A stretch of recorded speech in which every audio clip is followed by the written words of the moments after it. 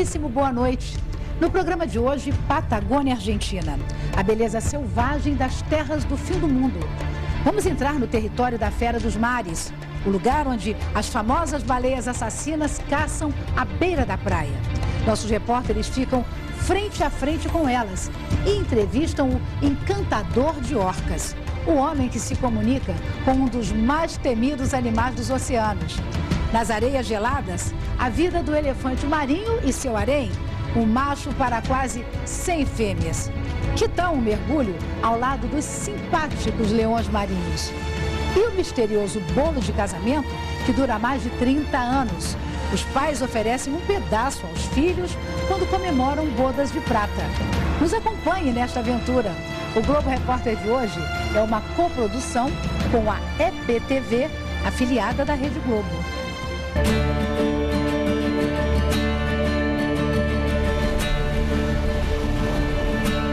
Às margens do oceano, os paredões de uma fortaleza, esculpidos pelo mar, o tempo e o vento. É a Patagônia sem gelo e sem chuva, um semideserto, onde ventos fortes castigam a vegetação espinhosa. Nesse ambiente hostil, poderia existir vida? Este cenário de contrastes e surpresas tem nome: Península Valdez. Uma área de 4.000 km² da Patagônia Argentina que avança sobre o mar formando dois golfos, Novo e São José. Território de águas rasas e calmas, berço da diversidade.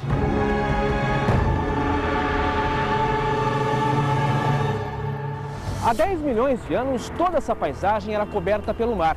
Com as transformações do planeta, o oceano retrocedeu, revelando as formas esculpidas com areia, argila, cinza vulcânica. Esse é o porto seguro de muitos animais que chegam ao continente para se reproduzir, perpetuar a espécie. Depois, eles voltam para o mar e cada um cumpre a sua jornada no grande ciclo da vida. A porta de entrada da Península Valdez é a cidade de Puerto Madryn. Fundada pelos imigrantes do país de Gales, esbanja simpatia e curiosidades.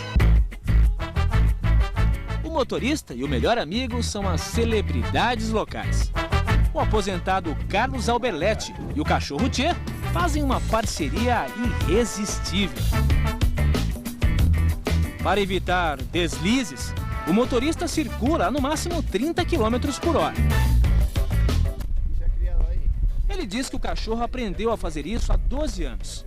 A segunda casa dele é o carro. Ele vive aí, diz o empresário. E Carlos não se importa com os arranhões na lataria do Poçante.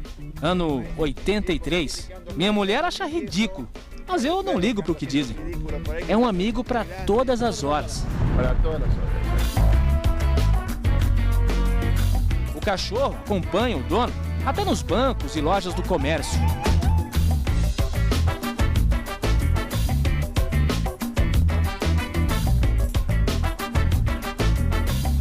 Mas em casa, fica do lado de fora. Faz amizade fácil com a gente aqui, né? De Puerto Madryn, rumo à Península Valdez. O asfalto dá lugar ao cascalho. E o horizonte é coberto pelos arbustos da estepe patagônica. Além de 400 quilômetros de litoral, onde estão as grandes colônias da vida marinha. Nesse refúgio da vida selvagem também há espaço para os predadores. E um deles está no topo da cadeia alimentar. É capaz de devorar baleias e tubarões. A Península Valdez é o território das orcas. E aqui elas têm um comportamento muito particular. Caçam na beira da praia. Um espetáculo único no mundo. Para se aproximar das orcas, nossa equipe montou uma operação de guerra. Durante uma semana, madrugamos. Fizemos plantão em pontos onde elas costumam aparecer. Mas não foi fácil. Hoje é o terceiro dia, por enquanto nada de orca. Contamos com a ajuda dos fiscais ambientais argentinos, aqui chamados de guarda-fauna. E só no quarto dia, via rádio, vieram as boas notícias. Ok. orcas a 70 quilômetros. Mais estrada e correria. Enfim, as primeiras barbatanas a 300 metros da costa. Nas 6 horas de maré baixa, o grupo passa horas brincando. Mas na medida em que o mar enche,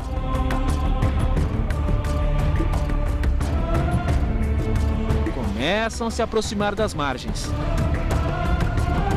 E no pico da maré alta, percorrem os canais da península para caçar. Predadores, sincronia e velocidade. A patrulha do terror leva pânico às colônias.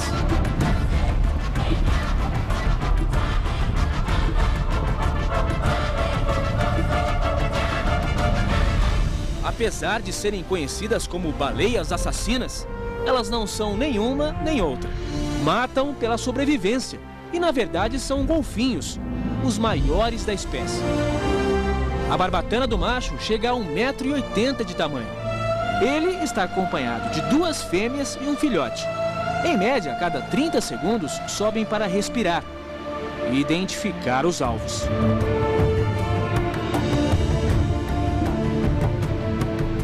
O pesquisador Roberto Bubas, que trabalha com orcas há 2 décadas, explica que esses animais têm uma audição muito apurada, capaz de identificar a direção que as presas se movem, quanto pesam e em que velocidade se movimentam. A 100 metros de distância, se o mar está calmo, podem localizar a presa. Com esse radar poderoso e a fome que permite devorar 180 quilos de alimento por dia, elas vasculham toda a margem e fazem um desfile espetacular para nossas mentes.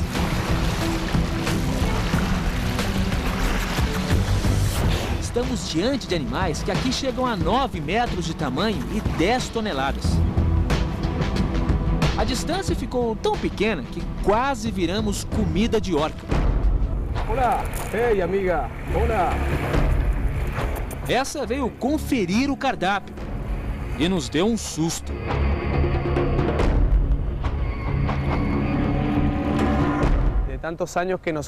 O guarda-fauna nos tranquiliza. De tantos anos que estamos nesse lugar, nunca vimos um comportamento errôneo de ataque a ser humano. É quase impossível dizer. Mas quando se está cara a cara com o bicho, não dá para pensar em estatística. O bote foi de uma fêmea. Elas são menores que os machos e mais ágeis para esse tipo de caçada.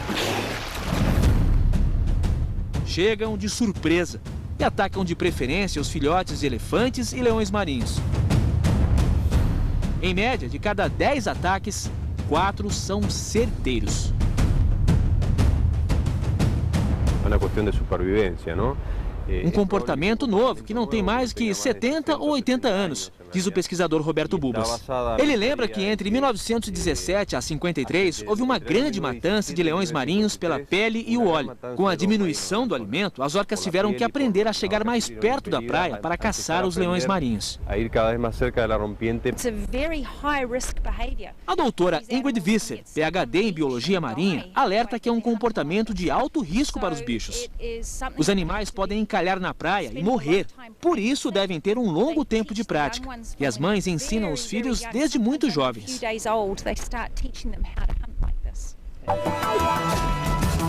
Fundadora de um instituto de pesquisa com núcleos em 4 países, a neozelandesa coordena um trabalho de monitoramento das orcas da Península Valdez. Os animais são identificados pelo formato das barbatanas e as manchas ao redor do corpo. Aqui na Argentina, na área da Península Valdez, nós temos 22 animais catalogados. E desses, 12 nesse momento vêm até a praia para caçar, diz ela. Segundo os pesquisadores, apenas 5 fêmeas conseguem repassar essa técnica de ataque para as novas gerações. No trabalho de campo para identificar as orcas, o pesquisador Roberto Bubas conseguiu algo que parecia impossível. Olá, Jamil. Agustín, vení. Estabeleceu uma comunicação com as orcas. Essa amizade começou com a primeira pesquisa, há 20 anos. Las orcas empezaron a ser muy curiosas. As orcas começaram a ficar muito curiosas e chegar perto de mim. E num momento me trouxeram um arranjo com algas. Fiquei surpreendido. Agarrei as algas e atirei de volta. Elas buscaram e voltaram a trazer. Começamos a brincar assim e durante 5 dias seguidos, na mesma hora, esperavam no mesmo lugar para brincar. Depois, com uma gaita, o encantador de orcas encontrou a harmonia perfeita com os bichos. Pero en realidad no es que las orcas se acerquen por la música. Na realidade, não é que as orcas se aproximem pela música, porque eu toco muito mal. Se aproximaram pelo vínculo que se forma entre um ser humano que não quer atacar e um animal como a orca, que tem um cérebro tremendamente evoluído e uma estrutura social muito parecida com a nossa. Creio que elas estão no nível de animais superiores, junto com os primatas e o ser humano. De animales superiores junto con los primates y con el ser humano. Nas relações improváveis e surpreendentes está a magia desse lugar. Olá, ei amiga, olá.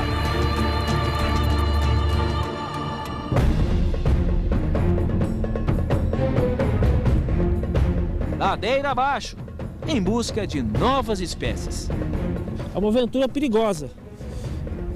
Em alguns momentos, para chegar até as colônias de elefantes marinhos. Vale o sacrifício para o encontro com o maior mamífero da família das focas. Em Punta Ninfas e Punta Delgada estão as maiores colônias de elefantes marinhos. O macho dominante chega a 5 metros de comprimento e 4 toneladas. Durante a primavera, o harém tem fêmeas prenhas ou que acabaram de aumentar a família. Os filhotes nascem com uma penugem preta e usam a terra para se refrescar. Os pequeninos chegam com 25 quilos e logo percebem que a vida por aqui não é fácil. As gaivotas querem o cordão umbilical e a placenta. É a primeira aula da batalha pela sobrevivência. Nessa época de berçário cheio, as mães amamentam os filhotes durante 3 semanas. Nesse período, elas não se alimentam e perdem 40% do peso. Já os pequenos, em pouco mais de 20 dias, triplicam de tamanho. Tudo graças ao leite, com 50% de gordura. Dieta calórica para um animal que, no futuro, vai ser um peso pesado da vida marinha. Amamentação de hora em hora. E nas primeiras semanas, os famintos engordam até 5 quilos por dia. A vizinhança é barulhenta. Quando uma comadre invade o território alheio, o barraco é inevitável.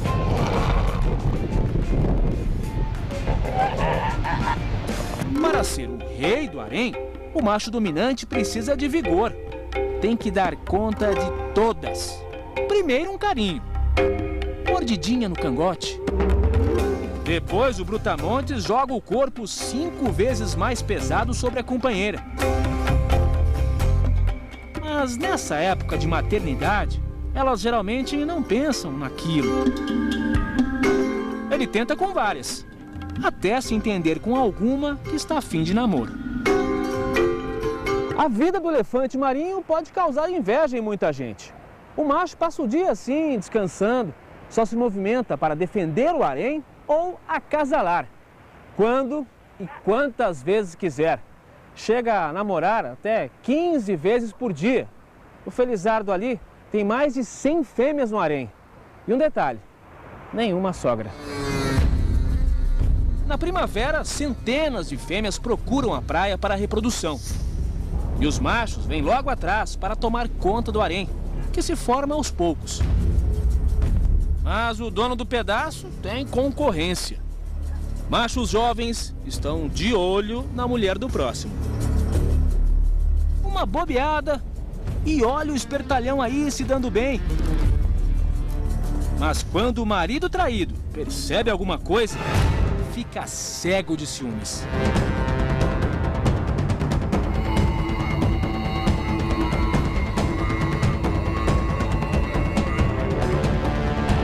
A maioria desses oportunistas prefere evitar o confronto.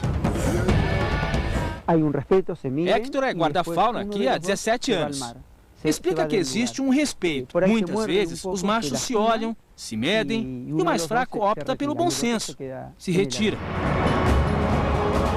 Mas há quem decida desafiar o rei do pedaço. Alguns duelos são sangrentos, podem até levar à morte.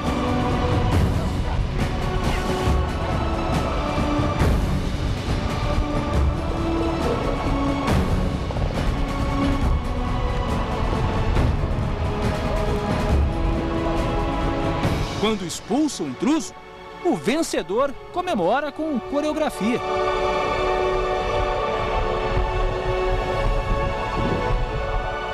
Mas na rotina desgastante para defender o harém, o macho alfa não se alimenta. Em 3 meses pode perder metade do peso. Regime forçado para manter a fama de galã.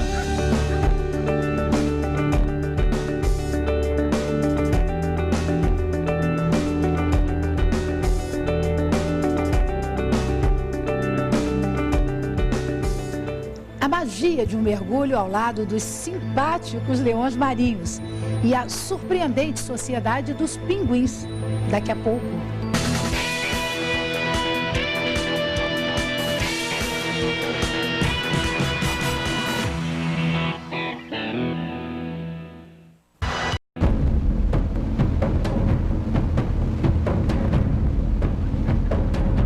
Uma faixa azul risca a península e segue paralela ao oceano por 30 quilômetros. Essa é Caleta Valdez, canal por onde a água do mar transborda a vida. As dunas formam ilhas para o banho de sol da bicharada. No verão, as maiores populações são de leões marinhos, também chamados de lobos na Patagônia. Nessa época, as colônias têm fêmeas, jovens e filhotes com 3 meses de idade. Pelo cheiro, as mães conhecem as crias. E apesar das broncas, é difícil segurar o pique dessa turma serelepe. Formam verdadeiras gangues e entram na onda da diversão. Para conhecer esses bichos mais de perto, roupa de neoprene grossa para água gelada. Navegamos cerca de 15 minutos. E chegamos a Punta Loma, onde estão mais de 500 animais. Não podemos chegar até a colônia, é uma área protegida. As embarcações respeitam uma distância de pelo menos 50 metros. Mas nós vamos invadir a Praia dos Leões Marinhos e esperar que eles venham até nós, atraídos pela curiosidade. Vamos lá.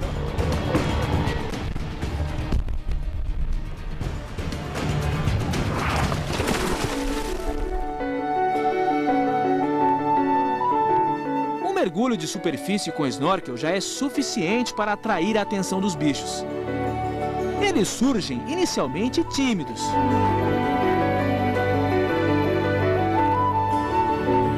Mas aos poucos se soltam e encurtam a distância.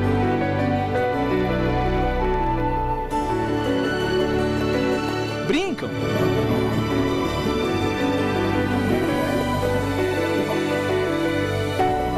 Fazem um balé. A profundidade aqui é de no máximo 4 metros. Os guias e nosso repórter cinematográfico usam equipamento de mergulho autônomo. E os leões marinhos seguem as bolhas de oxigênio. A essa altura, o contato com os animais beira a intimidade.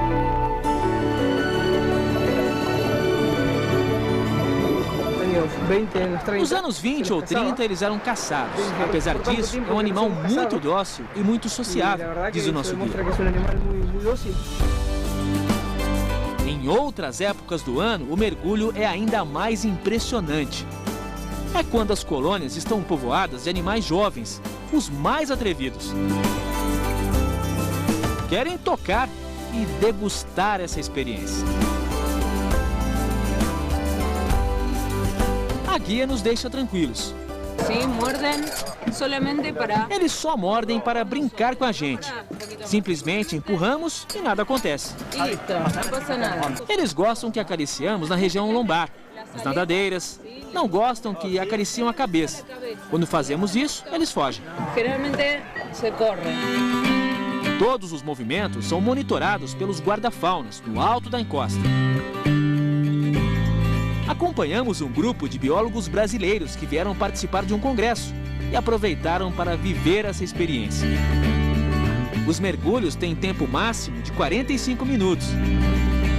Mas as lembranças, essas ficam para sempre. Chegam perto assim da máscara, eles querem olhar para você mesmo, saber o que está acontecendo. Querem mordiscar e eles chegam muito próximo da câmera. Eu tava com uma câmera sub e eles abriram a boca, assim, quase engoliram a câmera. Experiência única. Em poucos lugares do mundo, o homem e a vida selvagem podem estar assim, tão próximos. Já em outras colônias, os habitantes são temperamentais. Os pinguins de Magalhães, figurinhas que também visitam o litoral brasileiro, fazem os ninhos por aqui. E se multiplicam em outras áreas da península, como Punta Tombo e São Lourenço.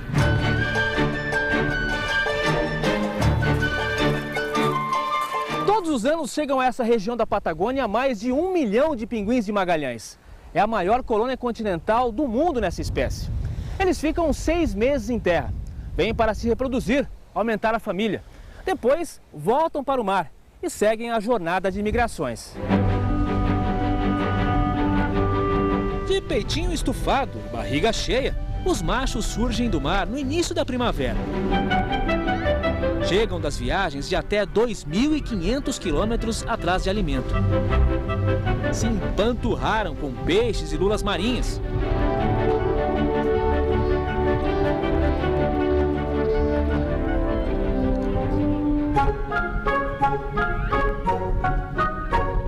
E agora vão gastar energia para construir ou reformar o ninho.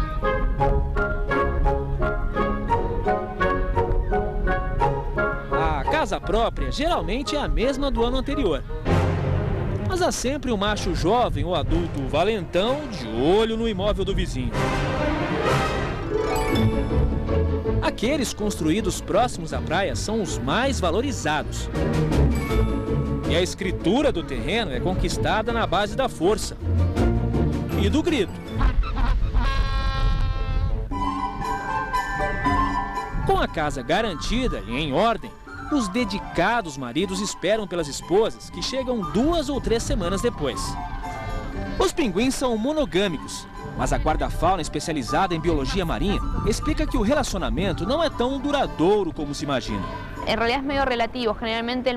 Ela diz que os pinguins voltam sempre para as mesmas áreas para se reproduzir, mas as fêmeas podem trocar de parceiro na temporada seguinte, atraídas por um ninho mais confortável. E possivelmente ela se quede em outro nido que lhe guste mais. Aos poucos, os pombinhos se entendem. Formam-se os casais e começa o jogo da sedução. No cortejo, o macho se exibe ao redor da fêmea. E não importa se está todo mundo olhando. Os apaixonados se empolgam e garantem as novas gerações. O período de reprodução termina no fim do verão, quando voa pena para todo lado. É a mudança da plumagem. Nessa época de troca de penas, o traje de gala deles não fica assim tão elegante, né? Pelo contrário, tá bem feinho. A nova plumagem nasce com cerdas mais firmes, para ajudar na impermeabilização, feita com óleo produzido pelo próprio organismo do pinguim. A plumagem protege justamente da água fria, para que não toque a pele e eles sofram com as baixas temperaturas, diz a guarda-faunas. Sem a impermeabilização, eles poderiam ter hipotermia e acabar morrendo de frio. E o problema seria que eles les agarre hipotermia e terminem morrendo. Com roupa nova, eles partem para o mar, em busca de novas aventuras, até a próxima primavera.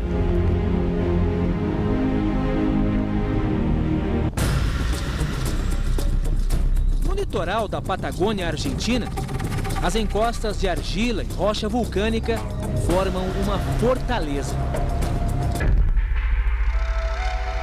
Protegem dos ventos seres gigantescos que surgem a poucos metros da praia e fazem a alegria de turistas do mundo todo.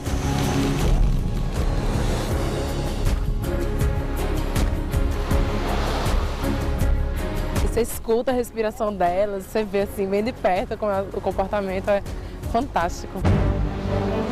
Dá vontade de pular e agarrar essas baleias. Muito lindo. Dá um abraço nela. Sim, sim.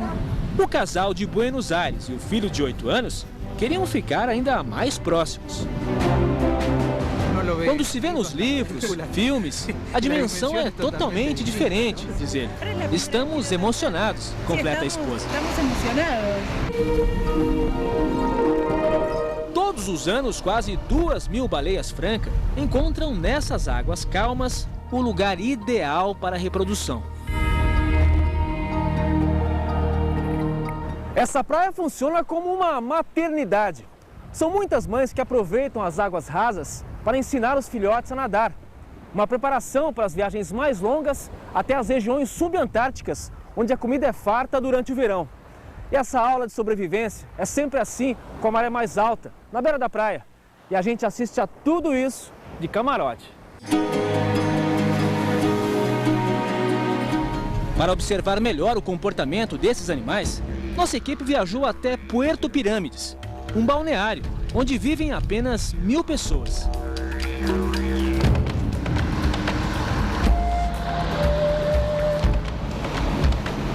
Aqui embarcamos nas lanchas autorizadas a navegar entre as gigantes. Bastam alguns minutos e a natureza vai se mostrando aos poucos. Logo estamos cara a cara com um animal de 17 metros de comprimento e 40 toneladas. Observamos muitas fêmeas prenhas ou na companhia dos filhotes. A profundidade de no máximo 20 metros evita que o herdeiro morra afogado. O capitão Steve Johnson explica que os filhotes nascem com flutuação negativa, ou seja, têm dificuldade em boiar nas primeiras horas. E a ajuda das mães evita que os filhotes afundem e morram afogados. As ballenas são mamíferos, então, al igual que nós, têm pulmões. Mariano Cirone, diretor do Instituto Científico de Conservação das Baleias, explica que esses animais são mamíferos como nós. Têm pulmões e respiram ar. Então precisam ficar perto da superfície e devem sair frequentemente para poder respirar. As piores condições de clima, com ventos mais fortes, são as melhores para ver as baleias mais ativas. É quando elas se exibem de corpo inteiro.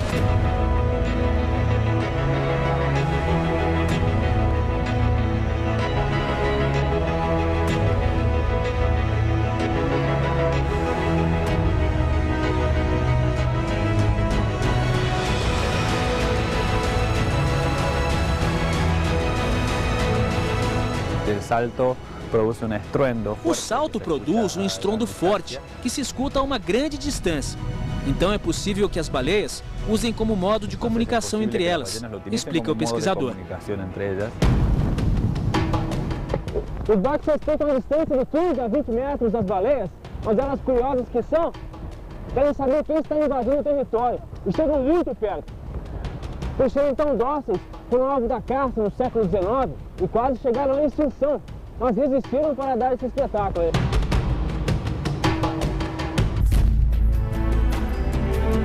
A vovó inglesa, de 64 anos, estava eufórica ao ver de perto um animal de toneladas fora d'água. Foi maravilhoso, comemora ela. Não é todo dia que se vê baleia voando.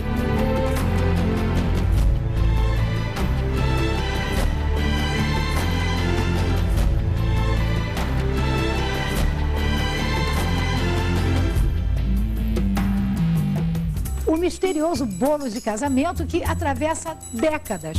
O casal guarda pedaços para oferecer aos filhos quando completar bodas de prata. No próximo bloco...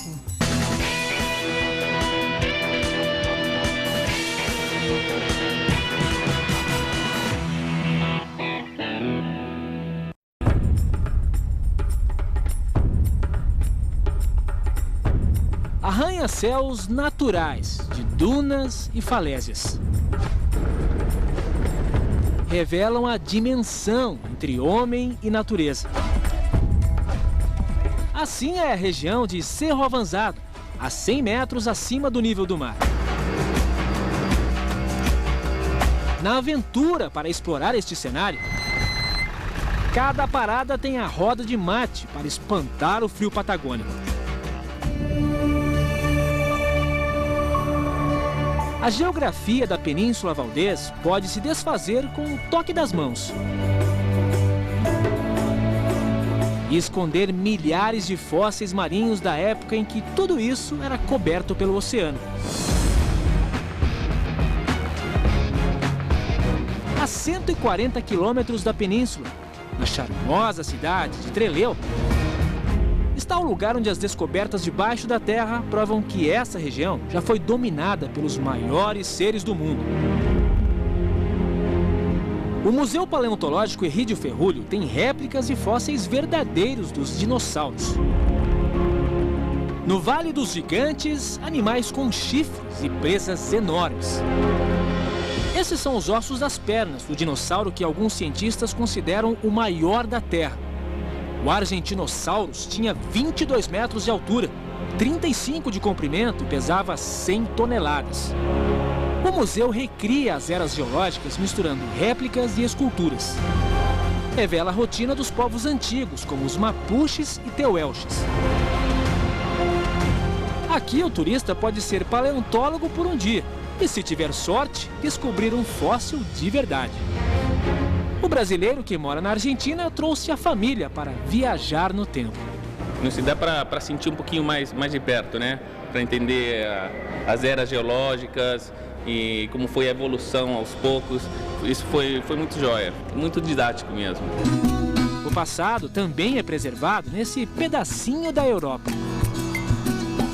Às margens do rio Chubut, Gaiman, cidade com pouco mais de 10 mil habitantes, foi fundada pelos imigrantes do país de Gales em 1874. E até hoje conserva a arquitetura. Inclusive da primeira casa, de pedra, barro e madeira. Quase 140 anos depois, ainda está de pé. O guia explica que o imóvel foi construído com rochas de arenito, que geralmente eram extraídas das montanhas. É uma casa bem construída, bem firme. Na casa está o baú original, trazido pelo pioneiro David Roberts, além de outros objetos. Esse aqui é o carrinho de bebê da época. A gente pode ver que ele é todo feito em madeira e ele é grande, porque depois também era usado como berço da criança. Outra atração da cidade é o antigo túnel ferroviário de 1914, conhecido pela arquitetura e os mistérios. Há histórias por aqui de fantasmas. Eu já cruzei várias vezes e nunca vi nada, brinca o guia. Os fantasmas seriam daqueles que não encontraram a luz no fim do túnel. Naquela época, além do trem, muitas pessoas passavam por esse túnel. Por isso, foram construídos esses buracos, né, esses descansos que eles chamam, porque a pessoa vinha e aqui se protegia quando o trem passava, né? Os galeses vieram para Gaiman porque não podiam falar a própria língua no país onde nasceram, pela opressão da coroa inglesa. Hoje as escolas ensinam o idioma que os mais velhos fazem questão de preservar. Tengai Roberts, 83 anos, é a mais antiga moradora. Um verdadeiro dicionário do idioma galês. Eu creio que é importante que uma pessoa saiba de onde veio e se seus antepassados têm um idioma, porque existem muitos livros e documentos históricos em galês. Que há muitíssima literatura em galês. Uma tradição que Gaiman faz questão de manter é o chá da tarde, inspirado no ritual dos ingleses. No século XIX, esse era o jantar dos imigrantes. Hoje é mais um pretexto para apreciar as delícias da culinária galesa. Torta de maçã, tem aqui um rocambole com frutas, pão caseiro e a torta negra, que é a especialidade aí, né? La persona que está de dieta não pode vir cá. Sim. Não engorda? Ah, não. A torta negra é uma receita que os galeses daqui exportaram para os de lá. É um bolo feito com frutas cristalizadas, mel, nozes e uma grande quantidade de conhaque para conservar por vários meses ou anos. Bisneta de galeses, Ana diz que além dos ingredientes, a pouca umidade do lugar ajuda a prolongar a conservação do bolo. Quanto tempo? Anos, 20, 30 anos. Ana explica que é uma tradição galesa os casais guardarem um pedaço do bolo de casamento para os filhos comerem. Você comeu o bolo do casamento da sua mãe? Sim. É? E estava bom? Sim. Claro. O bolo de casamento de Ana está na estante há 17 anos. Ela conta que vai esperar as bodas de prata para dar o pedaço aos filhos. Mas e se o bolo durar mais que o casamento? Pergunto eu. Eu me como. Eu como assim mesmo, diz ela. Eu guardo igual. Esse pedaço da Patagônia tem sabor de tradição.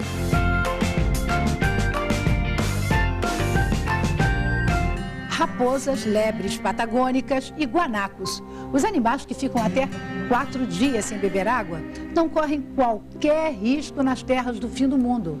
Daqui a pouco.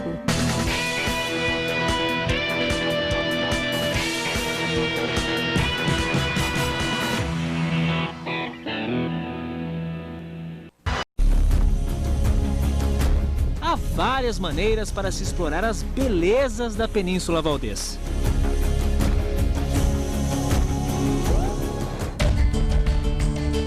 No cenário aparentemente deserto, surgem os habitantes dessa região. Os guanacos, parentes do camelo. Na Península Valdez, eles se unem em grandes bandos de jovens e machos com harém. Têm fama de briguentos. Para dominar o grupo, se enfrentam em duelos violentos. Chegam a passar até 4 dias sem água. Mas quando encontram um bebedouro, se tornam um problema para os outros rebanhos. Os guanacos tomam água por 4 ou 5 ovelhas, reclama o capataz da fazenda. O organismo desse animal permite até obter a água reservada na vegetação seca da estepe. Usa los labios como si fueran dedos. Eles usam os lábios como se fossem dedos. O que fazem é se desviar dos espinhos e arrancar as folhas e brotos. A parte superior da boca é muito dura, então não se machucam. Muy duro, entonces no se lastima. O único predador desse bicho é o homem, que pode caçar os guanacos em determinados períodos para reduzir a superpopulação. Nas estradas da Península Valdez, a velocidade máxima é de 60 km por hora. E os bichos têm prioridade na ultrapassagem. As apressadinhas são as maras, as lebres patagônicas. Bichos ariscos e românticos. Casais vivem juntos a maior parte da vida. E quando um morre, o outro não resiste muito tempo sozinho. Há outros habitantes encontrados aos pares, como as raposas. Essas confirmaram a tradição de espertas e fizeram um banquete com uma ovelha desavisada.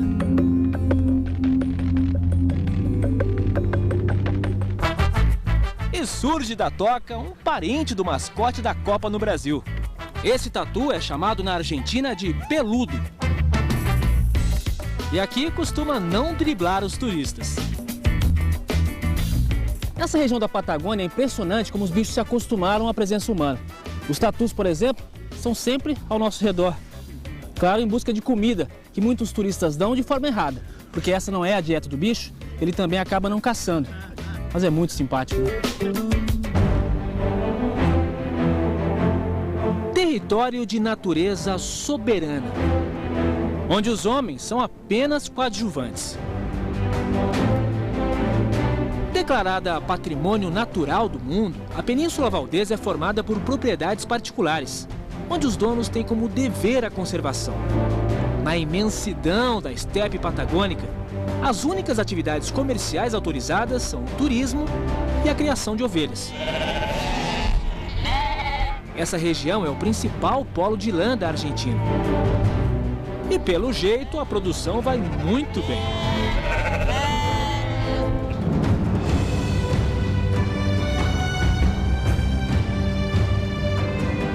Numa das 40 estâncias, encontramos o legítimo campeiro patagônico. Rude como a geografia local, com uma força capaz de vencer a solidão. Diógenes Gonzalez, 53 anos, só tem a companhia dos animais. Capataz da fazenda vive sozinho aqui durante 8 meses do ano. Para um campeiro não, porque já sabes, lo has vivido, por aí lo vivís de chico. Ele diz que a solidão é difícil, mas para um campeiro não é um problema. Mais complicado seria para alguém que viesse da cidade. A cidade mais próxima fica a 80 quilômetros. Sem internet ou telefone, ele se preocupa apenas com a rotina do campo. Longe das notícias, vive num mundo particular. Diógenes não tem esposa nem filhos. Mas confessa, quando está de folga e vai para Porto Madryn, a 80 quilômetros, não perde a oportunidade de procurar uma namorada. No mundo globalizado, bombardeado por informações, ainda há quem prefira viver na simplicidade e mais perto da natureza. E não há melhor lugar para isso do que na Península Valdez. O ponto de encontro entre o homem e a vida selvagem.